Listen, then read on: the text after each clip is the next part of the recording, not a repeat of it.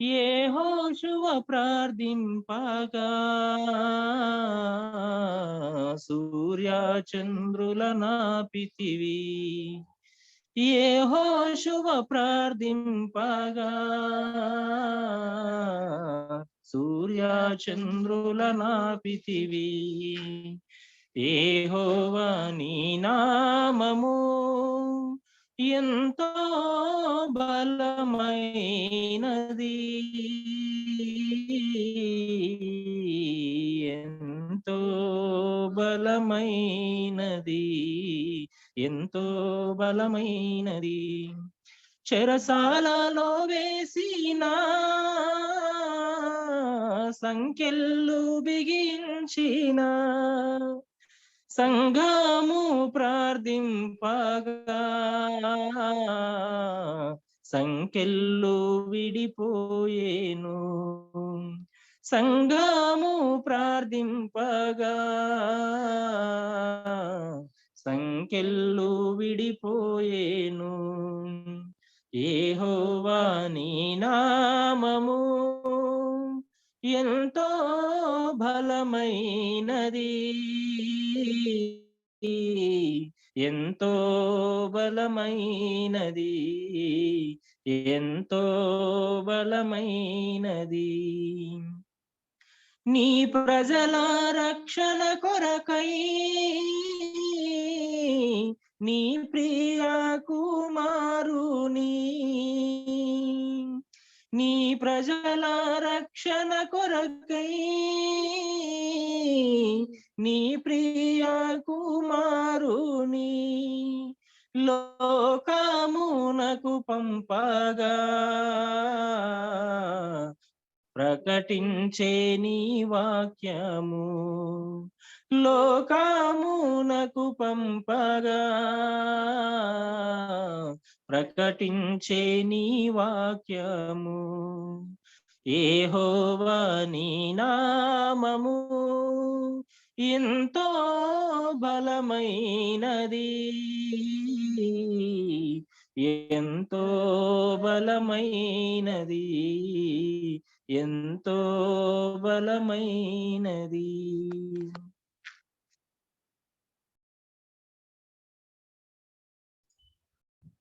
సోదరు ప్రసాద్ మరి యాకోబు పత్రిక మీద ధ్యానాలు అందిస్తూ ఉంటున్నాడు. మరి ఇప్పుడు మనకు సహోదరు ప్రసాద్ యాకోబు పత్రిక మీద తనకి ధ్యానాన్ని వివరిస్తాడు. క్రీస్తునందు సంఘ పెద్దలకు, విశ్వాసులకు, సహోదరి సహోదరులకు నా యొక్క హృదయపూర్వకమైనటువంటి వందనాలు చెల్లిస్తూ ఉంటున్నాను. మంచిది, మనందరికీ తెలిసినటువంటి యాకోబు రాసినటువంటి పత్రికలోని ధ్యానాలను మనం ధ్యానిస్తూ ఉంటున్నాం. ఒక్కసారి ఒక 5 నిమిషాలు క్షుణ్ణంగా మనం గతంలో ఏమి తెలుసుకున్నాం ఏంటి అనేది ఒక్కసారి విపులీకరించుకొని మనము ముందు వచనానికి మనం వెళ్దాం. ఇక్కడ యాకోబు 1వ అధ్యాయము 1వ వచనంలో చూసినట్లయితే, దేవుని యొక్కయు ప్రభు అయినటువంటి యేసు క్రీస్తు యొక్కయు దాసుడైన యాకోబు అన్య దేశములకు చెదిరి ఉన్న 12 గోత్రముల వారికి శుభమని చెప్పు వ్రాయినది. ఇక్కడ దాసుడు కదండి, ప్రభు అయినటువంటి యేసు క్రీస్తు దాసుడు. అంతేకాదు కానీ యెరూషలేములో ఉన్న సంఘానికి ఒక పిల్లర్, ఆయన ఒక పిల్లర్ గా ఉన్నటువంటి ఈ యొక్క యాకోబు ఏమంటున్నాడు అక్కడ, నేను ఒక పిల్లర్ను అని అనట్లేదు. నేను ఎవరనుకుంటున్నావు, యేసు క్రీస్తు యొక్క స్వయాన తమ్ముణ్ణి అని అనట్లేదు, కానీ నేను దాసుడను. అవునండి, ఎంత తగ్గింపో ఇక్కడ మనము ఆ యొక్క 1వ వచనంలో మనం చూసి ఉంటున్నాం. అలాగే 2వ వచనం 4వ వచనంలో చూసినట్లు 1వ అధ్యాయము 2వ వచనం నుంచి 4వ వచనాలలో కూడా చూస్తే శ్రమల పట్ల ఒక విశ్వాసి యొక్క స్పందన, అంటే శ్రమలను బట్టి వారు చెదిరిపోయారు. ఈ శ్రమలు పట్ల ఒక విశ్వాసి ఏ విధంగా స్పందన కలిగి ఉండాలి అంటే 1 నుంచి 4 వచనాలలో నిజమైన విశ్వాసం శ్రమలను సంతోషంగా ఎదుర్కొంటుంది. అంటే శ్రమలను ఏ విధంగా సంతోషంగా ఎదుర్కొంటుందో పోయిన వారము 2 విషయాలను మనం చూసాం. ఒకటి, శ్రమలను సంతోషంగాను మహా ఆనందంగాను ఎదుర్కొంటుంది అని మనం చూసాం. రెండవది, శ్రమలను అర్థం చేసుకోండి అంటే ఎరగండి అన్నటువంటి మాటలు మనం చూసాం. మూడవదిగా మనం చూసినట్లయితే అక్కడ శ్రమల పని దానిని చెయ్యనియండి అన్నటువంటి మాటలు చూసినట్లయితే దాని పని అది కొనసాగనివ్వండి. ఏంటి అంటే దానిని మనం ఆపొద్దు. శ్రమలు వస్తున్నాయి, దానిని అడ్డగించవద్దు. చూస్తున్నారా? ఆ యొక్క మహా ఆనందమని ఎంచుకొనిడి మీరు సంపూర్ణులను అనునాంగులను ఏ విషయములోనైనా కొదవలేని వారై ఉండవలెనని ఓర్పు తన క్రియను కొనసాగింపనీయుడి. ఓర్పు తన క్రియను కొనసాగింపనీయుడి అని ఈ యొక్క 4 వచనాలలో మనం చూస్తూ ఉంటున్నాం. అయితే నేను ఆ మహా ఆనందమని ఎరగాలి. రెండవది ఎలా అర్థం చేసుకోవాలి శ్రమలను. మూడవది ఈ యొక్క శ్రమల పని దానిని ఎలా కొనసాగించాలో దాని దగ్గరకు వచ్చి ఆపేశాను. సరే, ఈ యొక్క శ్రమలను ఏ విధంగా కొనసాగించనివ్వాలి అంటే, ఉదాహరణకు అబ్రహాము శారా విషయాలలో చూసినట్లయితే దేవుడు వారికి ఒక పరీక్ష పెట్టాడు. కానీ శారమ్మ అయితే ఒక షార్ట్ కట్ మెథడ్ ఎన్నుకున్నది. ఎందుకు? ఆమెకు పిల్లలు లేరు. ఈ యొక్క శ్రమలు నేను సహించలేను, ఈ నిందను నేను భరించలేను, హాగరు ద్వారా పిల్లలు పుడితే నా కుమారులుగా అని అనిపించుకోవాలి అని ఆమె ఒక షార్ట్ కట్ మెథడ్ ను, నువ్వు హాగరుతో పో, ఆమెకు కుమారుడు పుడితే నా కుమారుడుగా నేను భావిస్తా. దేవుడేమో అబ్రహామును పరీక్ష పెడుతుంటే ఈమె చేసినటువంటి పని షార్ట్ కట్ మెథడ్. అంటే నిజంగా జనరల్ గా శ్రమ వచ్చినప్పుడు చాలా మంది ఇదే పని చేస్తారు కదండి, షార్ట్ కట్ మెథడ్ ను ఎంచుకుంటారు. కాబట్టి అంతేకాదు. కానీ ఇంకొక రెండవ ఉదాహరణగా మనం చూసినట్లయితే 2 కొరింథీయులకు రాసినటువంటి పత్రిక 12వ అధ్యాయము 7వ వచనంలో చూసినట్లయితే పౌలుకు శ్రమ వచ్చినట్లుగా మనం చూస్తూ ఉంటున్నాం. శ్రమలలో నేను హెచ్చించపోకుండా నిమిత్తము ఒక ముళ్ళు ద్వారా నాకు ప్రాఫిట్ ఉంది. మనందరికీ తెలుసు ఇవన్నీ. ఏంటంట శ్రమలలో చూడండి, అది 2 కొరింథీయులకు రాసినటువంటి పత్రిక 12వ అధ్యాయము 7, 8 వచనములలో శ్రమలను తీసివేయమని ముమ్మారు నాకు కలిగిన ప్రత్యక్షతలు బహు విశేషముగా ఉన్నందున నేను అత్యధికముగా హెచ్చింపకుండా నిమిత్తము నాకు శరీరములో ఒక ముళ్ళు నేను అత్యధికముగా హెచ్చింపకుండా నిమిత్తము నన్ను నలగగొట్టుటకు సాతాను యొక్క దూతగా ఉంచబడను. అవును, ఇక్కడ చూసినట్లయితే నాకు ఒక ముళ్ళు ఉంటే అది నాకు ప్రాఫిట్ అని క్షుణ్ణంగా అక్కడ చెప్తున్నట్లుగా చూస్తుంటున్నాం. అంటే అది నాకు తీసేయి అని అనట్లేదు, కానీ ఆ ముళ్ళే నాకు ప్రాఫిట్.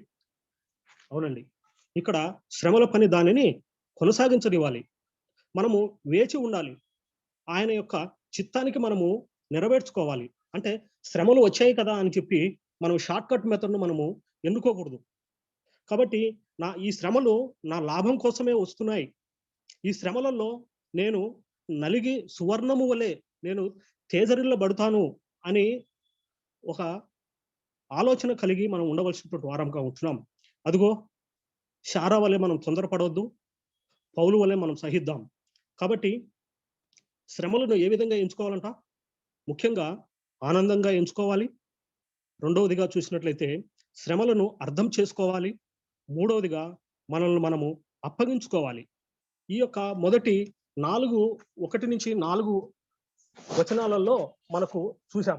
అయితే 5 నుంచి 8 వచనాలు కూడా మనం చూసినట్లయితే అక్కడ ఏమంటున్నట్టే, నిజమైన విశ్వాసం శ్రమలలో దైవ జ్ఞానమును వెతుకుతూ ఉంది. అంటే దైవ జ్ఞానమును వెతుకుతుందంటే శ్రమలలో మానవ జ్ఞానమును వెతకదు. అదండి ఇక్కడ అదే. ఇప్పుడు చూడండి, యాకోబు రాసిన పత్రిక 5వ వచనం నుంచి 8వ వచనం చదివితే ఏమంటుంది అక్కడ? మీలో బైబిల్ ఉన్నటువంటి వారు చూసినట్లయితే మనకు చాలా సహాయకరంగా ఉంటుంది. మీలో ఎవరికైనాను జ్ఞానము కొదవగా ఉన్న ఎడల అతడు దేవునిని అడగవలెను, అప్పుడు అతనికి అనుగ్రహింపబడును. ఆయన ఎవరిని గద్దింపగా అందరినీ ధారాళముగా దయచేయవాడు. అయితే అతడు ఏమాత్రమును సందేహింపగా విశ్వాసంతో అడగవలెను. సందేశించువాడు గాలి చేత రేపబడి ఎగిరిపడు సముద్రమును పోలి ఉన్నది. అట్టి మనుషుడు దిమనస్కుడై తన సమస్త మార్గముల యందు అస్థిరుడును కనుక ప్రభువు వలన తనకేమైనను దొరుకునని తలంచుకొని రాదు. ఇక్కడ 5-8 వచనాల్లో చూస్తుంటే దైవ జ్ఞానం, ఈ యొక్క రాత్రికాల సమయంలో జ్ఞానం. నేను మిమ్మల్ని ఒక ప్రశ్న అడగాలనుకుంటున్నాను. జ్ఞానానికి నాలెడ్జ్కి డిఫరెన్స్ ఏంటి అన్న? జోసఫ్ అన్న, మీరు కాకుండా మనకు తెలిసిన సహోదరులు జ్ఞానానికి అంటే wisdom and knowledge, what is the difference between these two? అందుకనే ఇక్కడ జ్ఞానం మీలో ఎవరికైనా జ్ఞానము కొదవగా, ఇక్కడ తెలివి ఎవరికైనా లేకపోతే అన్నట్టు చెప్పట్లేదు, కానీ జ్ఞానము కొదవగా ఉండినట్లయితే, జ్ఞానం అంటే ఏంటి, తెలివి అంటే ఏంటి అన్న? విద్యాపతి అన్న.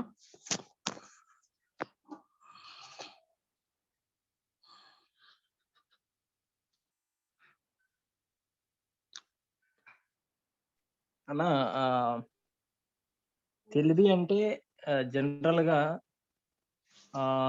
ఒక వ్యక్తిలో నిగూఢంగా ఉన్నది, అంటే ఇన్బిల్ట్ గా ఉండేది, అంటే ప్రతి వ్యక్తికి ఉండాల్సినది తెలివి. జ్ఞానం అంటే ఆ తెలివితో చేయవలసినటువంటి పనిని జ్ఞానం అని అంటాం. అంటే సంపాదించుకోవాల్సింది జ్ఞానం. మీరు తెలుగు పండిట్ కదన్నా.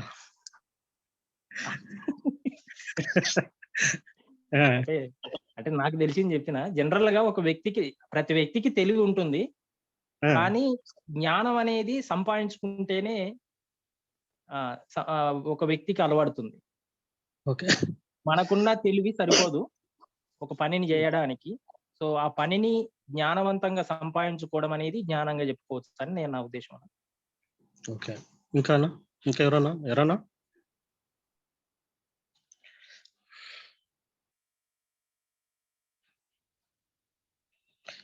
ఇది బైబిల్ స్టడీ కాబట్టి కొంత డిస్కషన్ చేసుకుంటే బాగుంటుందేమో అనుకుంటున్నాను.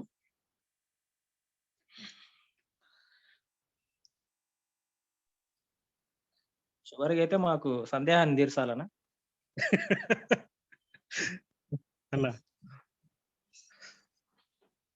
ఎవరన్నా ఏం మాట్లాడట్లేదు?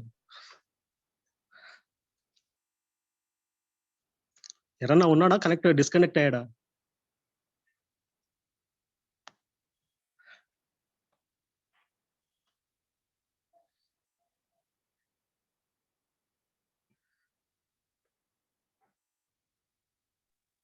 జేపీ అన్న చెప్పాలి.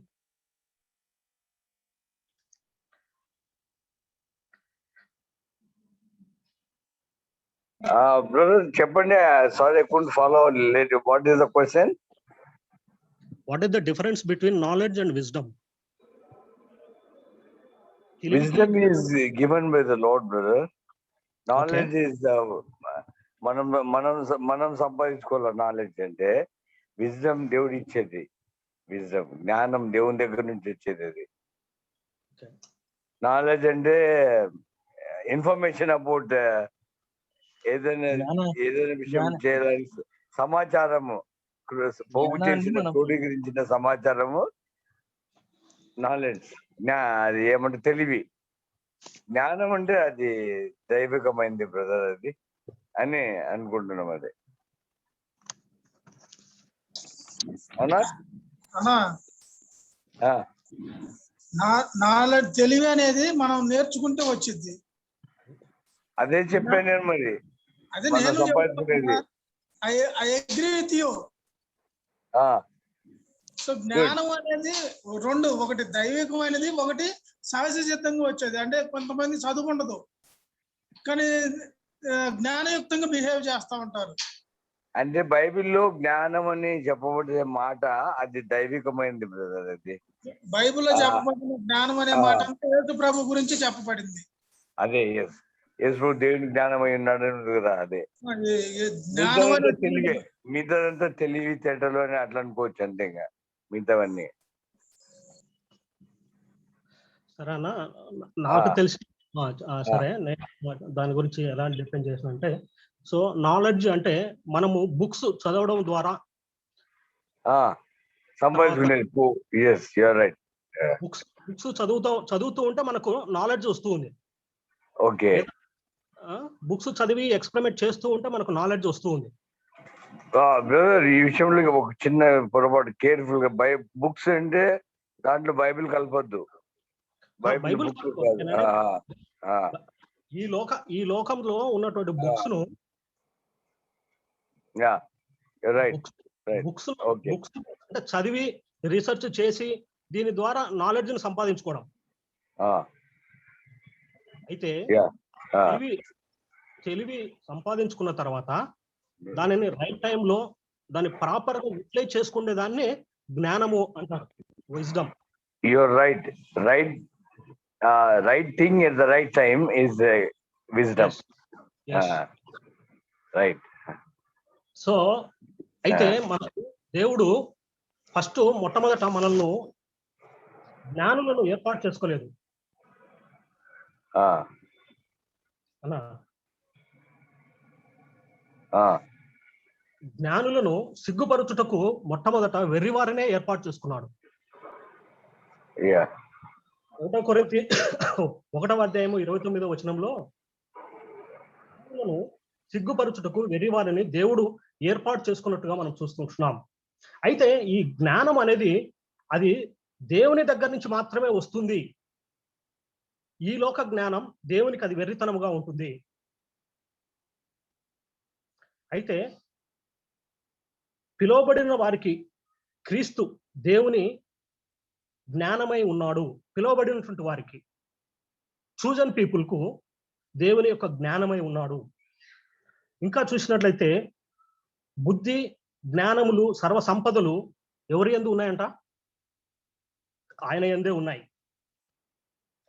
ఎవరికైనాను జ్ఞానము కొదువుగా ఉన్న ఎడల, యాకోబు పత్రికలో 5వ వచనంలో మనం చూసాం కదండి, ఎవరికైనాను జ్ఞానము కొదువుగా ఉంటే, ఏంటి ఈ జ్ఞానము కొదువుగా ఉండడం అంటే ఏంటి అనేది మనం కొంచెం డీప్ గా కొంచెము చూసుకొని మనం ముందుకు సాగిపోదాం.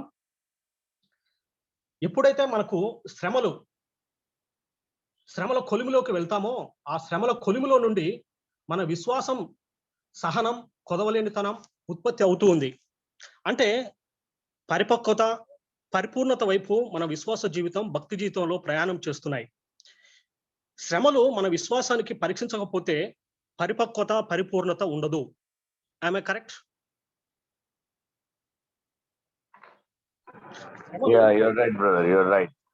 శ్రమలు మన విశ్వాసాన్ని పరీక్షించకపోతే పరిపక్వత, పరిపూర్ణత వైపుకు మనం వెళ్ళలేము. మనం అక్కడే ఆగిపోతాం. శ్రమలు లేని జీవితం మన ఆత్మీయ జీవితానికి మరుగుజ్జుతనం. శ్రమలు మనకు వర్ధిల్ల చేయడానికే వస్తున్నాయి, అంటే పరిపక్వతలోనికి నడిపించడానికే వస్తున్నాయి. శ్రమలను ఏ విధంగా ఎదుర్కోవాలి అంటే, శ్రమలను ఎలా ఎదిరించాలి, శ్రమలను ఎలా ఎదుర్కోవాలి, శ్రమలలో ఎలా పోరాడాలి, శ్రమలను ఎలా దాటి వెళ్ళాలి అంటే, పై వచనంలో మనం చూస్తే శ్రమలలో మీరు మహా ఆనందంగా ఉండండి అని అక్కడ విడిచిపెట్టలేదండి. శ్రమలను మీరు మహా ఆనందంగా ఉండండి, శ్రమలలో మీరు ఆనందంగా ఉండండి అని అక్కడ ఆయన విడిచిపెట్టలేదు. శ్రమలను మీరు అర్థం చేసుకోండి అని ఆయన అక్కడ వదిలిపెట్టలేదు. యాకోబు రాసినటువంటి పత్రికలో ఇంకేమంటున్నాడంటే, మీలో ఎవరికైనా జ్ఞానము కొదువుగా ఉంటే దేవునిని అడగవలెను. ఎందుకు మనకు శ్రమలను ఆనందంగా ఎదుర్కోలేకపోతుంటున్నాం? మన ఇందాక చూసాం కదా, శ్రమలు వచ్చాయంటే శారమ్మ చేసిన పని. అలాగే యోబు భార్య ఈ లోకంలో ఒక జ్ఞానం, వెర్రితనాన్ని పుట్టించినట్లుగా చూస్తుంటున్నాం. యోబు భార్య తొందరపడినట్లుగా మనం చూస్తుంటున్నాం. శ్రమలు మనకు ఎందుకు, శ్రమలలో మనం ఎందుకు దుఃఖిస్తూ ఉంటున్నాం? శ్రమలను ఎదుర్కోవడానికి ఎందుకు భయపడుతూ ఉంటున్నాం? శ్రమలలో మన విశ్వాసాన్ని వదిలిపెట్టి పారిపోతున్నాం. ఇలాంటి పారిపోయేటువంటి వారు కూడా లేకపోలేదా? ఈ శ్రమలు నాకే రావాలా అంటే, దేవుని నమ్ముకున్నటువంటి చాలా మంది అనే మాటలు ఏంటంటే, దేవుని నమ్ముకున్నప్పుడు నాకు శ్రమలు రాలేదు, దేవుని నమ్ముకుంటేనే నాకు శ్రమలు వచ్చాయి అని చాలా మంది పారిపోయేటువంటి వారు కూడా లేకపోలేదు. ఆ యొక్క విశ్వాస జీవితంలో నుంచి బ్యాక్ స్లైడ్ గా అయిపోయిన వాళ్ళు కూడా లేకపోలేదు. అంటే శ్రమల దగ్గర మన ప్రభువును ఎందుకు సందేహపడుతూ ఉంటున్నాం అంటే, ఈయన మనకు చేస్తాడా చెయ్యడా? అంటే రెండు మనస్తత్వాల మధ్య ఎందుకు మనం కొనసాగుతూ ఉంటున్నాం శ్రమల మధ్య? దానికి కారణం జ్ఞానము లేనితనమే. అది ఏ జ్ఞానం? పరలోక సంబంధమైనటువంటి జ్ఞానం లేకపోవడమే. అందుకనే మీలో ఎవరికైనా నువ్వు జ్ఞానం కొదువుగా ఉన్న యెడల అతడు దేవునిని అడగవలెను. శ్రమలను ఎదిరించడానికి ఏమి అవసరం అంటే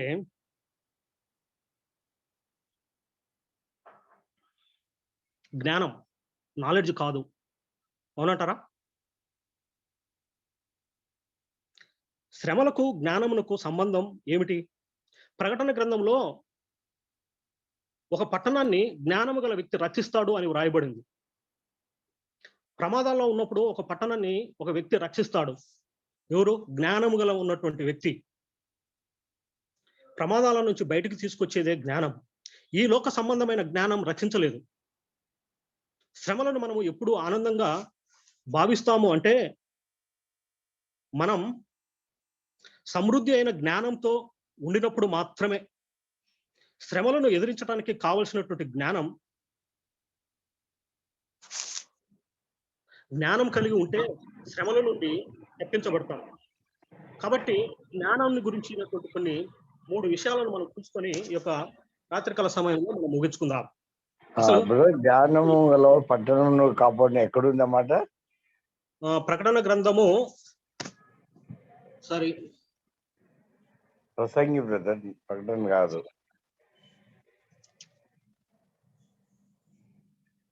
ఓకే, ఒకసారి అది నేను రెఫరెన్స్ చెప్తానన్నా. ప్రసంగి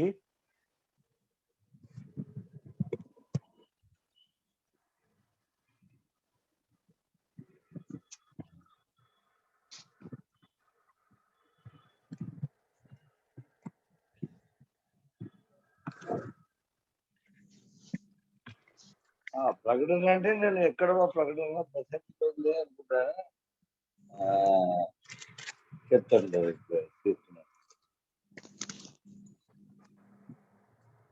సరే, అదే నేను రెఫరెన్స్ చూసి చెప్తాను. అది ప్రసంగి 9వ అధ్యాయము 13 నుంచి 15, 14, 15 వచనాల్లో. ప్రసంగి 9, 13 నుంచి 18 వరకు ఉన్న మాటల్లో ఉంది. ఓకే ఓకేనా? 13 వచనం. Okay, sorry.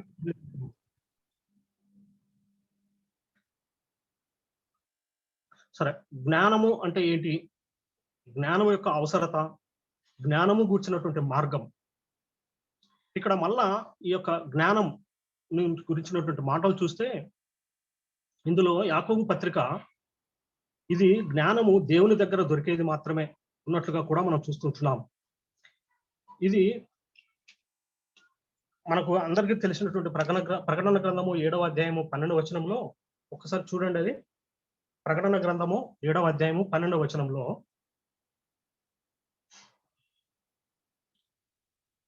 7 చివర్లో 7, 12 చివర్లో యుగ యుగముల వరకు మా దేవునికి స్తోత్రమును, మహిమయు, జ్ఞానమును, కృతజ్ఞతాస్తుతులు, స్తుతియు, ఘనతయు, శక్తియు, బలమును కలుగునుగాక అని చెప్పుచు దేవునికి నమస్కారము చేసిరి. ఇక్కడ జ్ఞానము అంటే అది దేవునికి సంబంధించింది.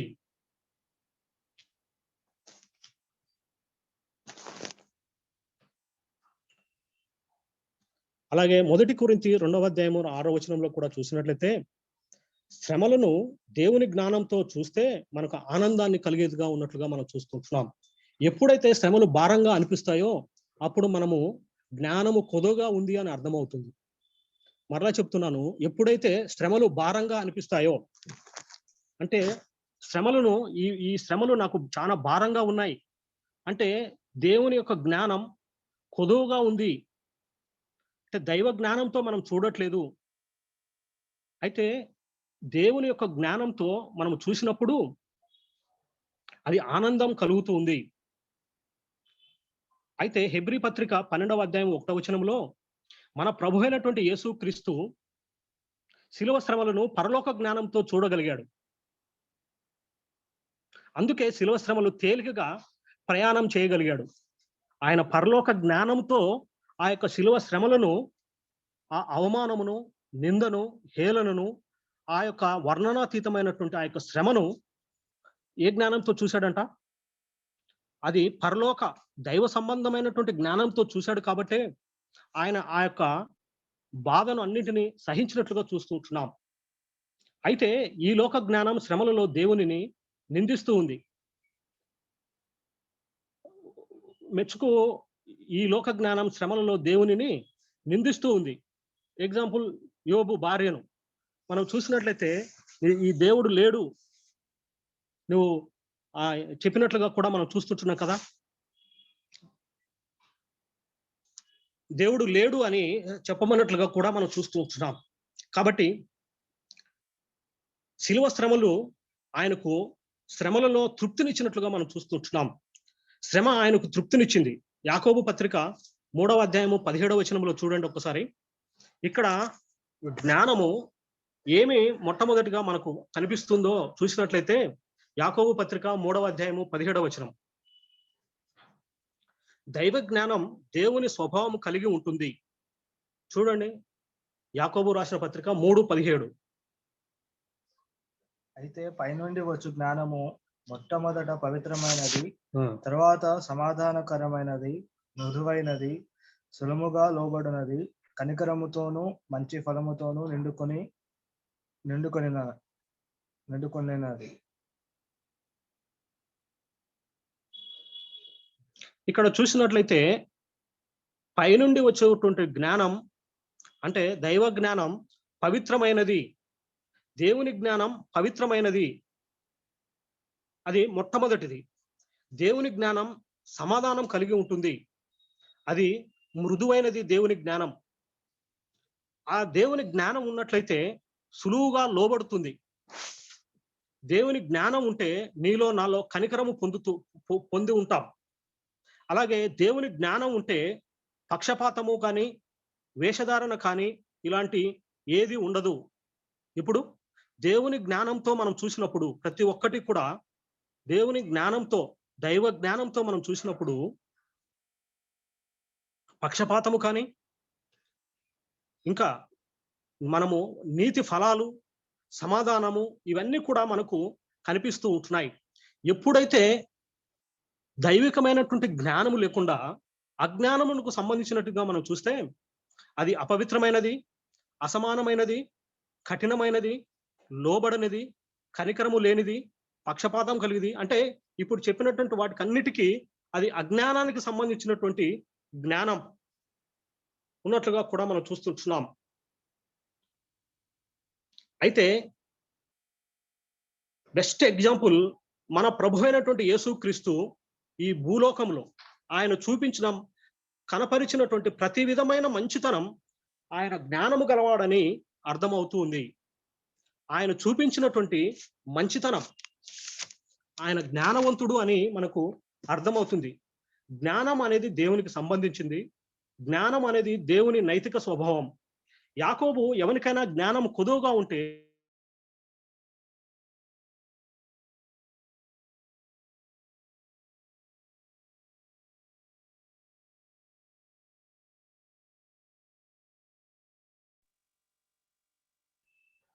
అనా మాట్లాడు కంటిన్యూ. ఓకే,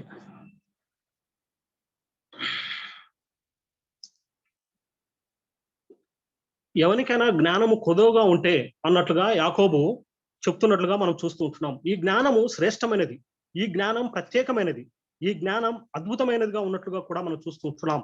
అంటే యాకోబు పత్రిక 3వ అధ్యాయము 13వ వచనంలో జ్ఞానం అంటే ఇదేదో బ్రెయిన్ కు సంబంధించింది కాదు, కానీ బిహేవియర్ కు సంబంధించినదిగా ఉన్నట్లుగా మనం చూడాలి.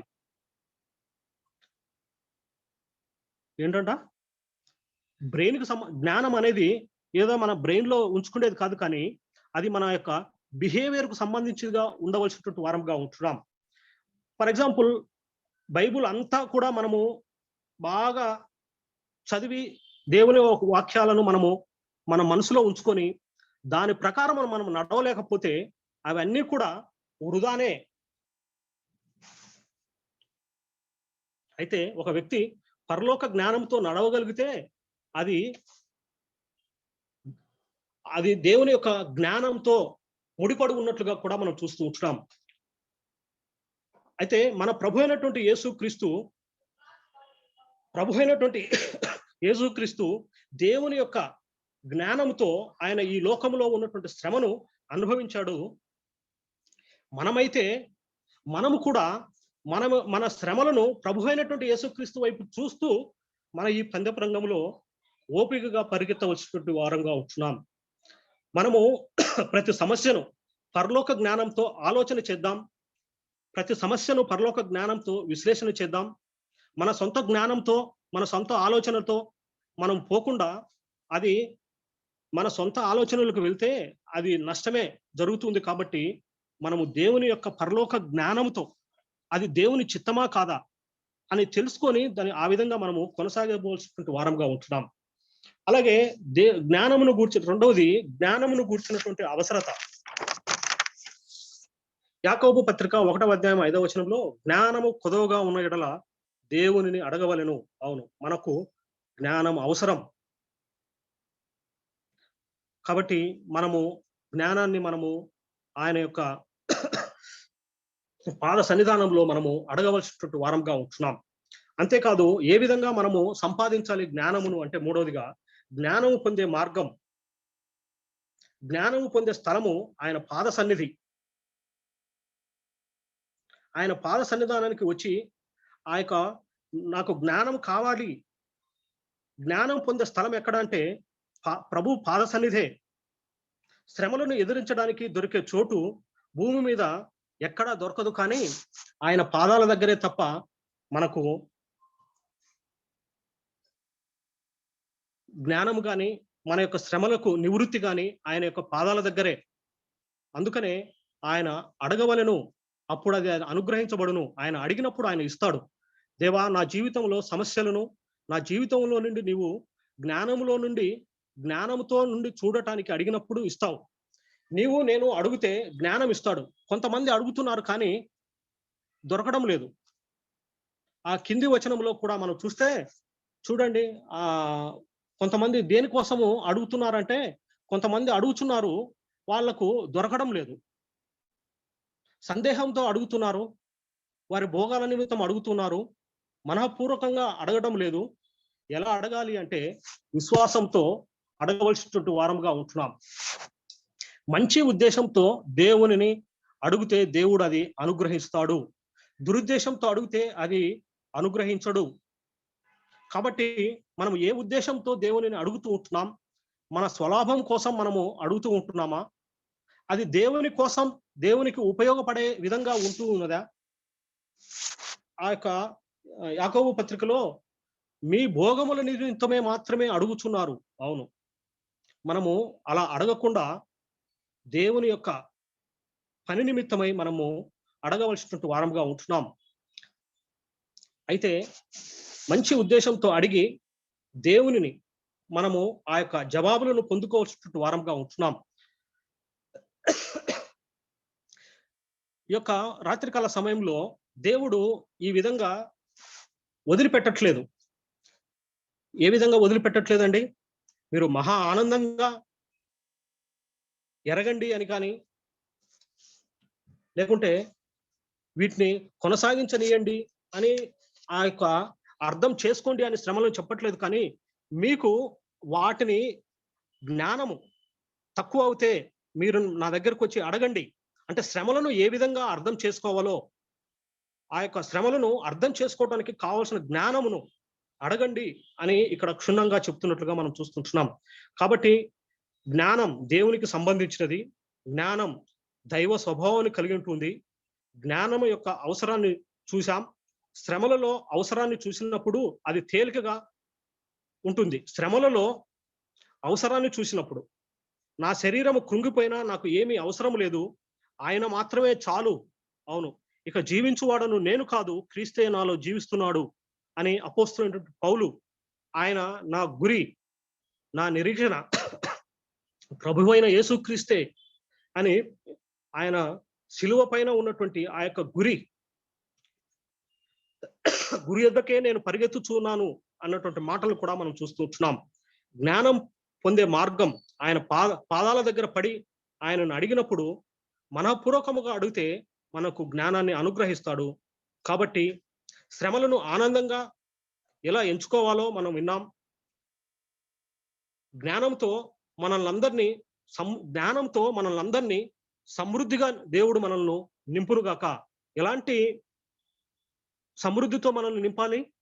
ఆ యొక్క శ్రమలను ఏ విధంగా అర్థం చేసుకోవాలో, శ్రమలను ఏ విధంగా ఆనందంగా భావించాలో, శ్రమలను ఏ విధంగా కొనసాగించాలో, వీటన్నిటిని అవును మనము శ్రమలలో మనము కాన లేకపోతే మరుగుజ్జుతనం, మనము పరిపక్వత లేనటువంటి స్థితిలోకి వస్తాం. కాబట్టి శ్రమలు ఇవి నా మేలు కోసమే. కాబట్టి విశ్వాసకి శ్రమలు మస్ట్. కాబట్టి వాటి కోసం మనము దుఃఖించకుండా, ఈ శ్రమలు నా కోసమేనా అని మనం చింతించకుండా ఆయన వైపు చూస్తూ మన ఈ యాత్రలో దేవుని వైపు భారం కలిగి మనం ముందుకు సాగిపోల్చుకుంటూ వారంగా ఉంటున్నాం. కాబట్టి ఆ విధంగా దేవుని జ్ఞానంతో మనం నింపుకొని మనము ముందుకు సాగిపోదాం. దేవుడు తన యొక్క వాక్యాన్ని దీవించునుగాక.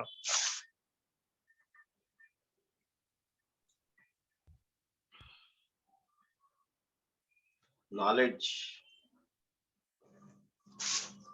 దాంట్లోనే ఉంది. నాలెడ్జ్ అనే మాటలోనే నోయింగ్ అని మాట వస్తుంది.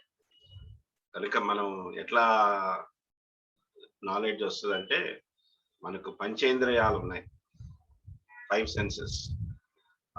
Jaden will answer. Jaden or Joel will tell us what are the 5 senses.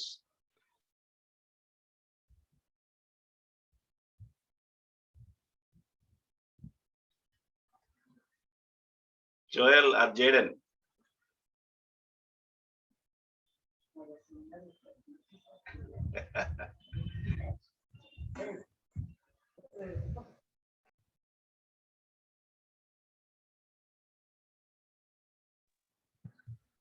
Joel, Jaden, come on, reply.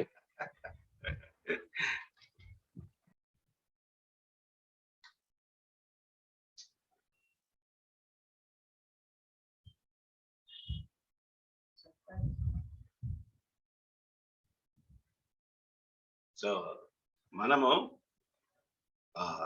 గ్నాసిస్ అంటారు. నాలెడ్జ్ అంటే గ్నాసిస్. మనకు బైబిల్లో కొత్త నిబంధనలో గ్నాస్టిక్స్ అనేవాళ్ళు ఎక్కువగా, పౌలుకి యోహానికి ఎక్కువగా వీళ్ళు అడ్డుకున్నారు.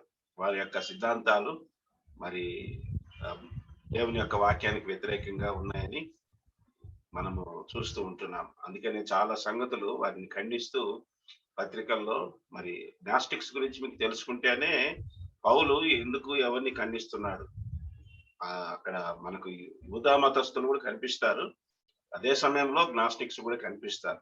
అప్పటికే రకరకాల తప్పుడు బోధలు బయలుదేరి ఉన్నాయి. కనుక ముఖ్యంగా యోహాను పత్రికలో అయితే ఇంకా చాలా, మరి యేసు వేరు క్రీస్తు వేరు, మరి యేసు మానవుడు, క్రీస్తు మరి పరలోక సంబంధి, ఆత్మ సంబంధి అని చెప్పి అలాంటి, మరి యేసు ప్రభు శరీరంతో రాలేదని ఇంకొకళ్ళు బోధ చేయడం ప్రారంభించారు. వాళ్ళనేది ఖండిస్తూ మరి యోహాను అనేక సంగతులు అక్కడ రాయడం మనం చూస్తాం. సరిమెట్టుకు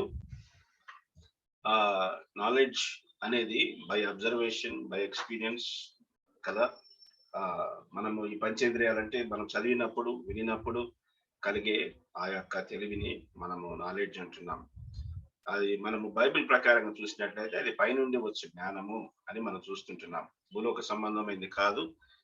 విశ్వాసులకి ముఖ్యంగా మరి దేవునికి భయభక్తులు కలిగి ఉండుట జ్ఞానమునకు మూలము అనే దానికి మరి ఇంగ్లీష్ లో, గ్రీక్ లో మనం చూసినట్టే ఫౌండేషన్ అని, ఆ పునాది మరి దేవుడిచ్చిన మరి ఆ యొక్క జ్ఞానమే మనకు పునాది అని మనం చూస్తాం. అంటే ఒకసారి జ్ఞానం ఇస్తే సరిపోదు, ఆ జ్ఞానాన్ని మనం పెంచుకోవాలా. అదే ఇప్పుడు సొలొమోను విషయంలో బాగానే పరిపాలన చేశాడు, కానీ ఆత్మీయంగా ఎదగడానికి ఆ జ్ఞానం సరిపోలేదని అర్థమవుతున్నారు. అనేక రకాలుగా భూలోక సంబంధమైన జ్ఞానాన్ని బాగానే సంపాదించాడు, దాన్ని ఆకర్షించాడు కదా. ఆఖరికి ఆ యొక్క జ్ఞానము దేవుని నుంచి మరి దూరంగా మరి తీసుకొని వెళ్ళినట్టుగానే కనిపిస్తుంటున్నది కదా. మనము ఫస్ట్ విజ్డమ్ చూస్తాము, తర్వాత స్టార్టింగ్ లో, తర్వాత వెల్త్ చూస్తాము, తర్వాత మనము పోయే కొద్దీ వెల్త్ ముందుకు వచ్చేసి విజ్డమ్ తర్వాత వెళ్తుంది. మొదటి రాజుల గ్రంథము 11వ అధ్యాయానికి వచ్చేటప్పటికి అక్కడ ఉమెన్ ఫస్ట్ వస్తారు, తర్వాత వెల్త్, తర్వాత విజ్డమ్ వచ్చినట్టుగా మనం చూస్తాం. కనుక మరి ఈ యొక్క జ్ఞానము దూరంగా వెళ్ళిపోయింది. ఇహలోక సంబంధమైన సంపదలు అన్ని దూరంగా చేసినాయి. అఫ్ కోర్స్ అది రూలింగ్ విజ్డమ్ అని మనం చెప్తాం. ఇక్కడ శ్రమల గురించిన జ్ఞానం అని మనం చెప్తాం. కనుక బుద్ధి, జ్ఞానము, మరి బైబిల్లో కొన్ని యుక్తి అని కూడా ఉన్నది, ఆ తర్వాత వివేకం అని కూడా ఉన్నది. వీటన్నిటికీ చాలా మరి తేడాలు, డిఫరెన్సెస్ ఉన్నాయి. అన్నిటినీ కలిపి మనం చెప్పలేం. కనుక ఒక్క మాటలో చెప్పాలంటే తెలివి అనేది థియరీ, విజ్డమ్ అనేది ప్రాక్టికల్. ఇది గుర్తుపెట్టుకోండి. తెలివి అనేది థియరీ, జ్ఞానం అనేది ప్రాక్టికల్ అని మనం చూసుకుంటున్నాం. సరే, మెట్టుకు ఇంకొక ప్రశ్న అడుగుతాను. మన ఈ యొక్క యాకోబు పత్రికలో యాకోబు శ్రమలను గురించి మాట్లాడుతూ ఏ సందర్భంలో ఈ శ్రమలు ఉంటున్నాయి, మరి బయటికి ఎక్కడ వెళ్ళాల్సిన అవసరం లేదు, ఇక్కడే ఉన్నది పత్రికలోనే. ఏ సందర్భంలో శ్రమలు ఉంటాయి, ఏ సందర్భాన్ని గురించి మాట్లాడుతున్నాడు, ఈ శ్రమలు ఏ సందర్భంలో మనకు శ్రమలు వస్తాయని యాకోబు మాట్లాడుతున్నాడు.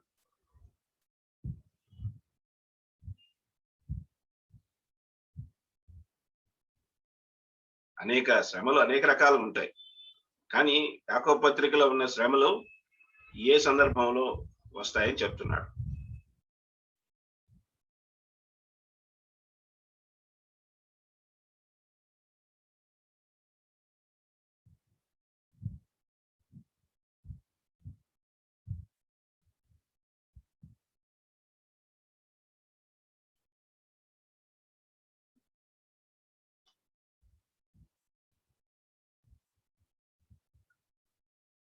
చూసారా, మనము యాకోబు పత్రిక అంతా తెలుసు, కానీ ఫస్ట్ ప్రారంభంలోనే అది చెప్పబడింది. ఏమని చెప్పబడింది? మొదటి వచనం ఏంటి? మొదటి వచనం ఏంటి? ఎవరికి రాస్తున్నాడు? ఏ పరిస్థితుల్లో ఉన్న వారికి రాస్తున్నాడు? చెప్పండి. చెదిరిపోయిన వారికి. చెదిరిపోయిన మరి 12 గోత్రాలకి మరి రాస్తూ ఉన్నాడు. ఎక్కడ చెదిరిపోయారంటే, మనం ఇంకొక ప్రశ్న, ఎన్నిసార్లు ఇశ్రాయేలీయులు చెరపట్టబడ్డారు?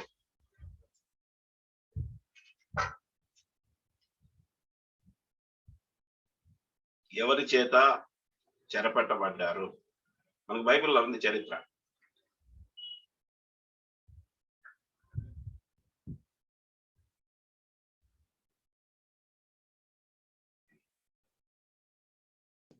అన్నా 3 సార్లు. Very good.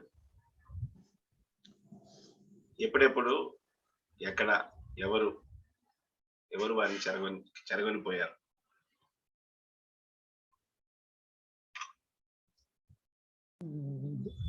రెండవ దినవృత్తాంతాలలో అక్కడ నెబుకద్నెజరు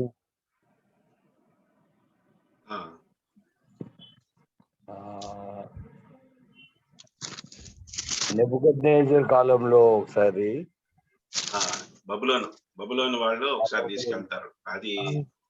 అది రెండవ చెర. మొదటి చెర 2వ రాజుల గ్రంథం 17వ అధ్యాయం మనం చూసినట్లయితే, సిరియా వారు అది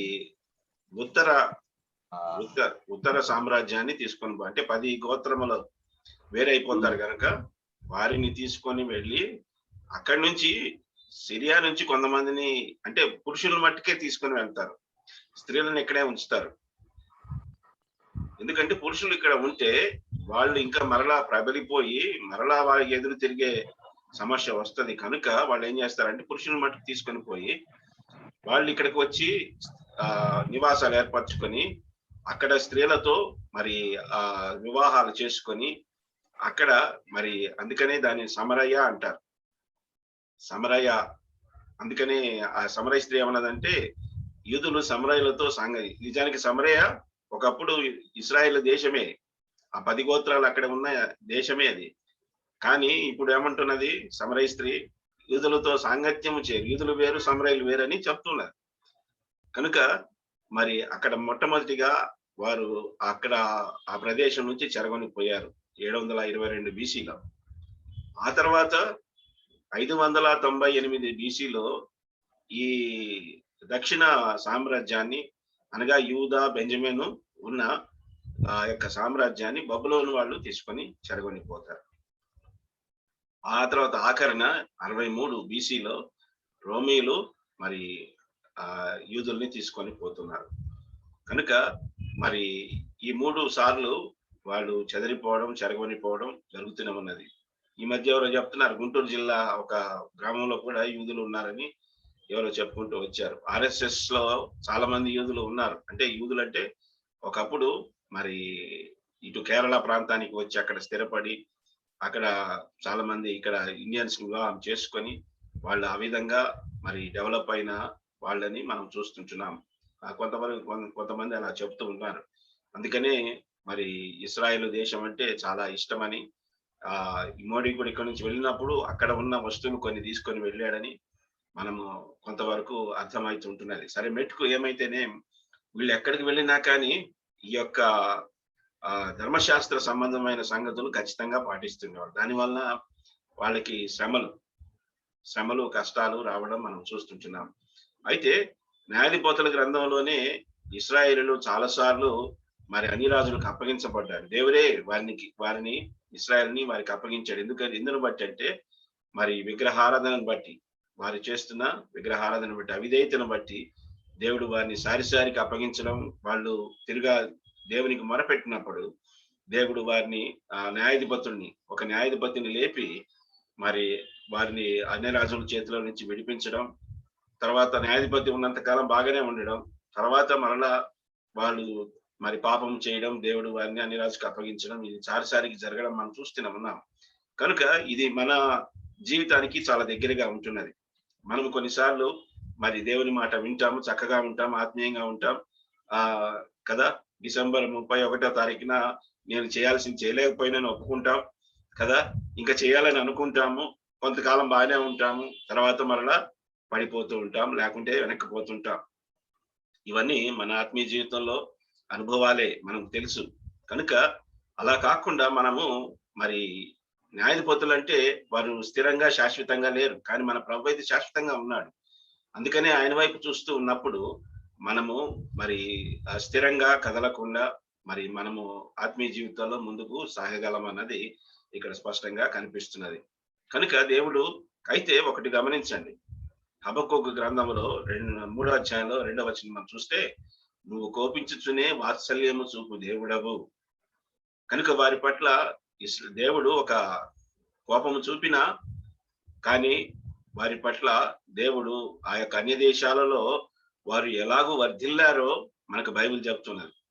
యోసేపు మరి ప్రధానమంత్రి అయింది అన్య దేశంలోనే, తన సొంత దేశంలో అయితే ప్రజలు తిరస్కరించారు, కానీ ఆయన అన్య దేశంలో మరి ఫరో తర్వాత ఇంకా ఆయనే కదా, అంత గొప్ప స్థితికి యోసేపు ఎదిగినట్టుగా మనం చూస్తాం. అయితే ఆ శ్రమల గుండా వెళితేనే కదా, without cross there is no crown అంటారు.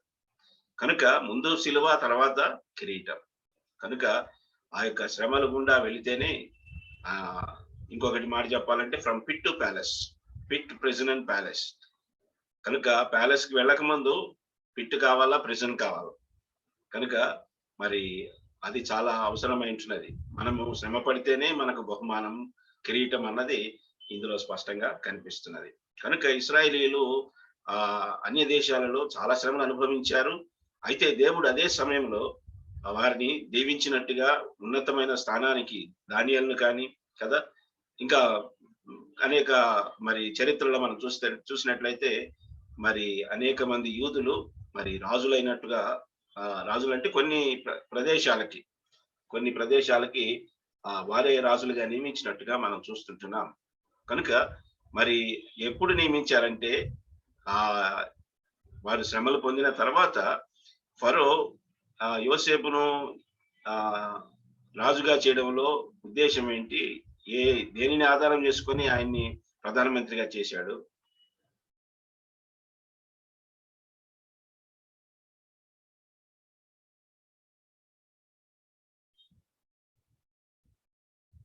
జ్ఞానం జ్ఞానం ఆ మరి దేవదూతల ఆత్మలు కలిగిన వాడని కదా. మరి ఆ యొక్క కళలు నీకు కళ వస్తే నేను ఎట చెప్పగలను? ఇప్పుడు ఇప్పుడు మనం దేవుని బిడ్డలవే, దేవుని జ్ఞానం ఉన్న వాళ్ళవే. కానీ నీకు ఏదైనా కళ వస్తే అది చెప్పు, నువ్వు నాకేం కళ వచ్చిందని చెప్పండి, నేనేం చెప్పేది? అంత కష్టం అది. నీ కళలు కానీ నీలో ఉన్న ఆలోచనలు కానీ, మనం ఎంత దేవుని బిడ్డలమైనా, ఎంత దేవుని వాక్యం ఉన్నా కానీ మా మనసులో అది దేవుడు బయలుపరిస్తేనే తప్పితే మనము ఇతరుల గురించి వారి యొక్క ఆలోచనలు కానీ మనం చెప్పలేము. కనుక మరి ఆ దేవుడు అనుగ్రహించిన ఆ యొక్క ప్రత్యక్షతను బట్టి, ఆయన ఇచ్చిన జ్ఞానాన్ని బట్టి వారు ఆ స్థితికి వెళ్ళగలిగారని మనం చూస్తున్నాం. కనుక దేవుడు మరి కోపించుచునే వాత్సల్యము చూపిన దేవుడు ఆయన శ్రమల గుండా తీసుకుని వెళ్ళినా కానీ గొప్ప ఆదరణ ఆయన కనిపించినట్టుగా, తర్వాత గొప్ప స్థితికి తన బిడ్డను తీసుకొని వెళ్ళినట్టుగా, ఎప్పుడైతే వారు దేవుని కొరకు నిలబడి పరిచయాలని ఆశించారో అప్పుడు దేవుడు వారిని ఉన్నత స్థితికి తీసుకొని వెళ్ళాడు. కనుక అన్య దేశంలోనే వారు వర్ధిల్లినట్టుగా మనం చూస్తాం. సొంత దేశంలో తన ప్రవక్త ఘనత పొందడని మరి యేసు ప్రభు స్వార్థలో కూడా మనము చూస్తుంటున్నాం. కనుక మరి ఆ యొక్క ఇప్పుడు చాలా మంది మనం అనుకుంటాము మరి ఫారిన్ కంట్రీస్ కి వెళ్తున్నాము కదా, ఫారిన్ కంట్రీస్ కి మనము వెళ్తూ ఉన్నాం. అది దేవుడు పంపించినట్ట లేకుంటే మనమే పోయినట్ట కదా. చాలా మంది వెళ్తున్నారు, మరి అక్కడ సెటిల్ అవుతున్నారు, కొంతమంది తిరిగి వస్తున్నారు. అది మనము ఈ సందర్భాన్ని తీసుకొని మనము ఎలా చెప్తాం దాన్ని?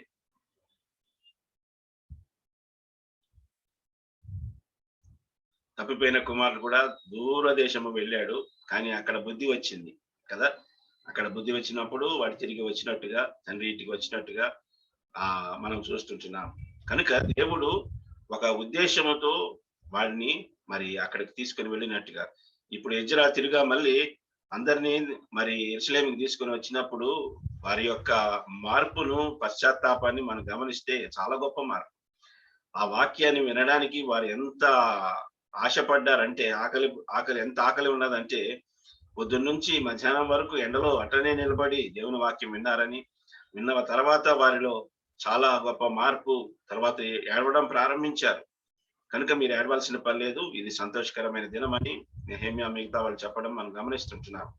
కనుక మరి వారికి తెలుసు ఇప్పుడు ఆ శ్రమలు ఎంత బాధించినాయో వారికి తెలుసు. ఇప్పుడు దాని నుంచి వారికి విడుదల పొందినప్పుడు వారు ఆ యొక్క సంతోషాన్ని వారు ఆ తర్వాత ఇన్ని సంవత్సరాలు వారికి ఆ యొక్క అన్య దేశాల్లో ఆ దేవుని వాక్యం వినే భాగ్యము లేకుండా పోయినట్టుగా మనకు కొంతవరకు అర్థమవుతుంటున్నది. కనుక వీటన్నిటిని బట్టి వారు ఎంతగానో మరి పశ్చాత్తాపడుతున్నారు, తర్వాత వారు సంతోషిస్తున్నారు. మరి మేము ఎందుకు దేవుని వాక్యాన్ని తృణీకరించాము అన్న దుఃఖము కూడా వాళ్ళకి కలుగుతున్నట్టుగా మనం చూస్తుంటున్నాం. సరే, మెట్టుకు ఈ శ్రమలను మరి మీరు అన్య దేశాల్లో ఉన్నారు కనుక శ్రమలు ఉంటాయి, ఆ శ్రమలు అది మన మంచి కొరకే అని చెప్పి మీరు మహానందం అని ఎంచుకోవాలా. కనుక దానికి కావలసిన జ్ఞానాన్ని మరి దేవుడే ఇస్తాడు. కనుక ఎందుకు దేవుడు ఇంత దూరం తీసుకొని వచ్చాడు అన్న ఉద్దేశము దేవుడే బయలుపరిచి మనకు తన జ్ఞానాన్ని ఇచ్చి మనం సహనము కనపరుస్తూ అది ఆ యొక్క శ్రమ ముగిసే వరకు దేవుని యొక్క జ్ఞానము కలిగి సహనము కనపరుస్తూ మరి దేవుడు ఆ యొక్క విడుదలను దయచేసే వరకు సహనం కనపరచాలా. అది దానికి కావాల్సిన జ్ఞానము దేవుడే ఇస్తాడు అని చెప్పి మనం చూస్తుంటున్నాం. అయితే హెబ్రీయులకు రాసిన యాకోబు పత్రిక 1వ అధ్యాయం, యాకోబు పత్రిక చాలా కాలం వరకు బైబిల్లో చేర్చబడలేదు. దాదాపు 16వ శతాబ్దం వరకు బైబిల్లో చేర్చబడడానికి ఇష్టపడలేదు. ఎందుకంటే దాంట్లో యేసు ప్రభు గురించి ఎక్కువగా లేదు. హెబ్రీయులకు రాసిన దానికి ముందున్న పత్రిక, హెబ్రీయులకు రాసిన పత్రిక యేసు ప్రభు గురించి ఎంత గొప్పగా చెప్పాడంటే అన్నిటికంటే మించిన వాడు, శ్రేష్టమైన వాడు, ఆయన్ని వదులుకోవద్దు అని చెబుతూ పక్కనే ఉన్న యాకోబు పత్రికలో మరి యేసు ప్రభు కనిపించకపోతే అది చాలా మరి కష్టం అనిపించింది. కనుక బైబిల్లో అది చేర్చడానికి చాలా మంది ఒప్పుకోలేదు. కానీ అది మరి ప్రాక్టికల్ గా మనకు ఎంత సహాయకరమో మరి అది గ్రహించి అది పరిశుద్ధాత్మ యొక్క నడిపింపే. దానిని బట్టి వారి ఇష్టం కాదు, కానీ దేవుడే దానిని ఆ యొక్క పత్రికని ఆ బైబిల్లో ఒక పత్రికగా, ఒక పుస్తకంగా చేర్చబడింది. కనుక నేనైతే ఏం చెప్తానంటే హెబ్రీయులకు రాసిన పత్రిక, యాకోబు పత్రిక రెండు కలిపి చదవాలని నేను చెప్తాను.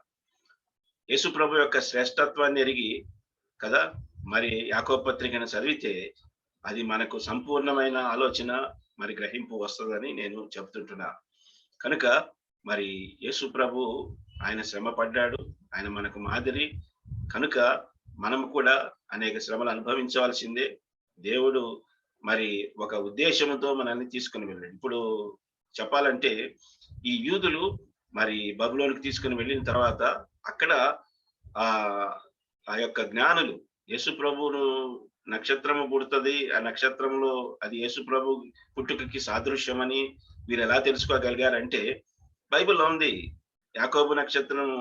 యాకోబులో నక్షత్రం ఉదయించినని అక్కడ రాయబడ్డది. అది వారు చదివారు కాబట్టి అది వారు తెలుసుకోగలిగారు. తర్వాత ఆ నక్షత్రాన్ని బట్టి వారు యేసు ప్రభుని పూజించడానికి వచ్చినట్టుగా మనం చూస్తుంటున్నాం. కనుక లేఖనాలు వాళ్ళు కూడా పరిశీలించారు. ఆ లేఖనాలు అక్కడ ఆగిపోలే. దేవుడు మరి వీరిని శిక్షించినట్టే శిక్షించి వారిని అక్కడికి తీసుకొని వెళ్ళి అక్కడ వారికి అనేకులకు ఆశీర్వాదకరంగా నిజమైన దేవుడు ఎవరని తెలుసుకునేటట్లు చేశాడని మనం చూస్తుంటున్నాం. ఆదిమ సంఘం కూడా చెదరగొట్టబడింది. దేవుడు ఒక ఉద్దేశంతో చెదరగొట్టాడు కదా. ఆ హింస చెలరేగింది, అది దేవుని యొక్క ఉద్దేశమే. లేకుంటే ఈ 3,000 మంది 5,000 మంది నమ్ముకున్నా కానీ వాళ్ళు అక్కడే ఉంటే అది కరెక్ట్ కాదు. వారు వెళ్ళి యూదయ, సమరయ, గలిలయ అంతా ప్రకటించాలని దేవుని యొక్క ఉద్దేశం. అలాగే సువార్త వ్యాపించింది కదా. హింస చెలరేగినప్పుడు అందరూ చెదిరిపోయి సువార్త వ్యాపించి అనేకులు ప్రభువు నమ్ముకునేటట్లు దేవుడే ఆ కార్యం జరిగించినట్టుగా మనం చూస్తుంటున్నాం. కనుక మరి అయితే మనము ఆయా ప్రదేశాలకు వెళ్ళినప్పుడు మనకు శ్రమలు ఉంటాయి. వెంటనే అక్కడ పోగానే జాబ్ దొరకదు కదా, వెంటనే అక్కడ పోగానే మనకు నివాసం దొరకదు. కనుక అనేక సమస్యలు వస్తాయి. ఆ సమస్యలన్నింటిలో మనము ఓర్పు సహనము కలిగి దేవుని యొక్క జ్ఞానము కలిగి మనము ఓపికతో కనిపెడితే దేవుడు తప్పకుండా అన్ని విధాలుగా మనకు సమకూర్చి సహాయం చేస్తాడు.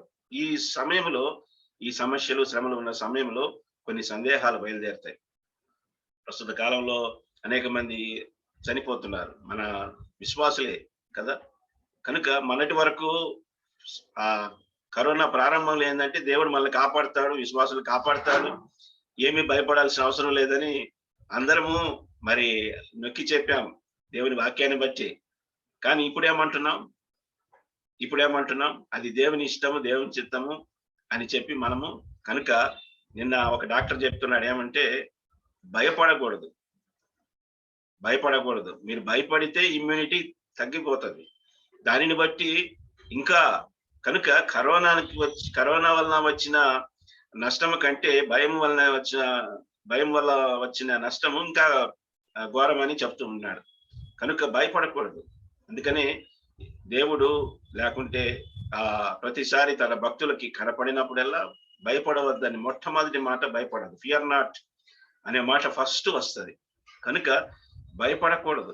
మనము భయపడకుండా మనము దేవునికి భయపడితే లోకానికి లేకుంటే మిగతా వాటికి భయపడం. అందుకని 23వ కీర్తనలో ఏ భయము లేదు, నాకు భయం లేదు, ఎందుకంటే నువ్వు నాతో ఉన్నావని మరి ఆ యొక్క గొర్రె చెప్పడం మనం చూస్తాం.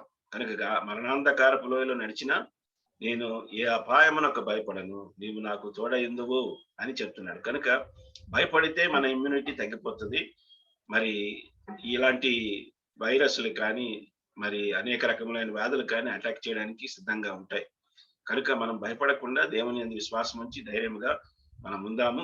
ఆయన చిత్తమైతే మనము ఆయనతో పాటు ఉంటాం. లేకుంటే మరి భూలోకంలో జీవించినంత కాలం ఆయన కొరకు శ్రమలు అనుభవిస్తూ మరి దేవుని యొక్క జ్ఞానం కలిగి మన సహనాన్ని కనపరుస్తూ కదా మనము ఆ యొక్క జీవ కిరీటం, ఈ యొక్క అధ్యాయంలో జీవ కిరీటం గురించి చెప్పబడింది. కనుక మరి ఆ యొక్క జీవ కిరీటం పొందడానికి మనం ఎంతగానో మరి దేవునికి జ్ఞానం కలిగి సహనం కలిగి మనం ముందుకు సాగాలని దేవుడు మనల్ని హెచ్చరిస్తూ ఉంటున్నాడు. ఎవరైనా సహోదరులు ప్రార్థన చేస్తే కుడి కనిపించుకుంటారు.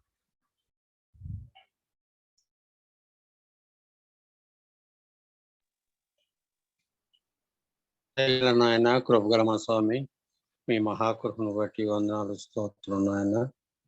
యాకోబు పత్రిక మీద నాయన చాలా గొడవైన విషయాలు అవి ఉన్నాయి నాయన. మీ దాసుడు ప్రసాద్ మీ మీద వివరిస్తుండగా నాయన తగిన జ్ఞానం నాయన మీరు చూపమని ప్రార్థిస్తున్నాం నాయన.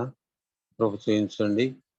మరి మానని రాత్రి కొన్ని విషయాలు మేము నేర్చుకున్నాం, అందుని బట్టి స్థుతిస్తున్నాము. మరి జోసఫ్ కూడా కొన్ని మాటలు అందించారయ్యా, వాటి ద్వారా మేము మేలు పొందడానికి సహాయం చేయమని ప్రార్థిస్తున్నాం. జీవులు హాజరైన బిడ్డలందరిని బట్టి మీకు వందనాలు చెల్లించుకుంటున్నాం. నాన్న సహాయం చేయమని ఇంతవరకు చేయని సహాయం కొరకై వందనాలు స్తోత్రములు చెల్లించుకుంటూ యేసు ప్రభు నామన ప్రార్థించి అడిగి వేడుకుంటున్నాం తండ్రి. ఆమేన్. ఆమేన్. కోడికి ముగిసింది. అందరికి వందనాలు. రేపు అందరికీ రేపు 7 గంటలకి మనం అందరము మరలా చేరి వస్తాము.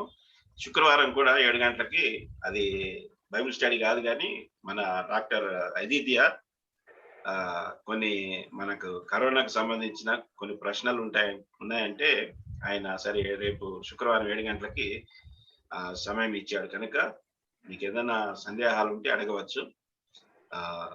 అది పూర్తిగా మరి క్లియర్ చేసుకొని నెమ్మదిగా ఉంటే చాలా మంచిది.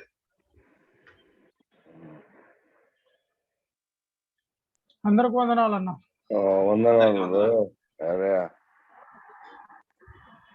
అరే నీ గొంతులో బలం వచ్చేసింది.